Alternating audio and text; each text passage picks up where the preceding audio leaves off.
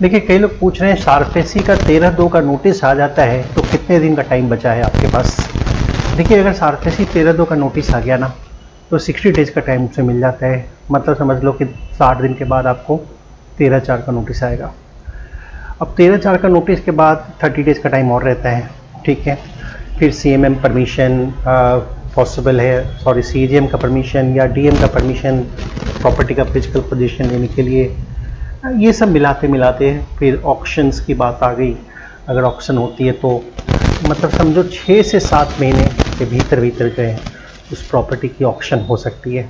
मतलब अगर बैंक कितना भी फास्ट चले नहीं तो 6 to 7 मंथ्स बैंक को लग जाएंगे प्रॉपर्टी को ऑक्शन करते करते।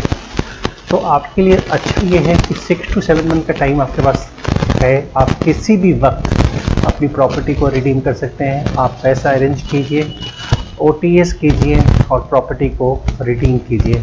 लेकिन एक बात आपको ध्यान रखना है, आप OTS करने के लिए आगे तभी बढ़े जब आप देख लें कि सेटलमेंट अमाउंट कम्प्लीटली आपके पॉकेट में अवेलेबल है और आप उसको अरेंज कर सकते हैं।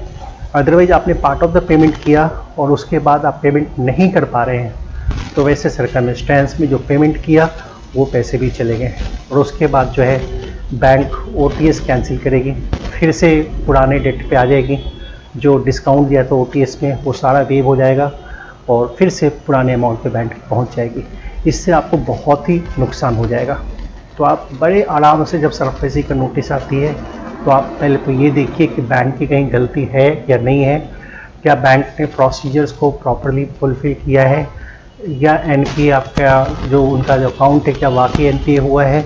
और अगर आपको लगता है कि बैंक की कहीं कोई गलती नहीं है, कहीं कुछ नहीं है, आप एक अच्छे एडवोकेट से को कंसल्ट करें। अगर वो बता रहे हैं कि बैंक की कोई मिस्टेक नहीं है, बिल्कुल प्रॉपर बैंक चली है, तो वैसे सर्कमस्टेंस में आप प्रॉपर्टी को रिडीम करने की कोशिश करें, फंड अरेंज करें।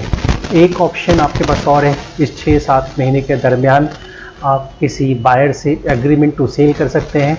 अगर वो आपको अच्छे पैसे दे रहा है उस प्रॉपर्टी का, आप एक एग्रीमेंट टू सेल करें उससे पैसे लें और प्रॉपर्टी परचेज के एवज में, और वो पैसे बैंक को ट्रांसफ़र करें, उसके लोन को लिक्विडेट करें, बैंक प्रॉपर्टी रिलीज कर दें, फिर आप जिसे एग्रीमेंट टू सेल किए थे उसको प्रॉपर्टी ट्रांसफ़र करें। बहुत अच्छी बचत आपको ऐसे सर्कमस्टेंस में हो सकती है। तो इस प्रोसेस को फॉलो करें, ज़्यादा बेनिफिट रहेगा।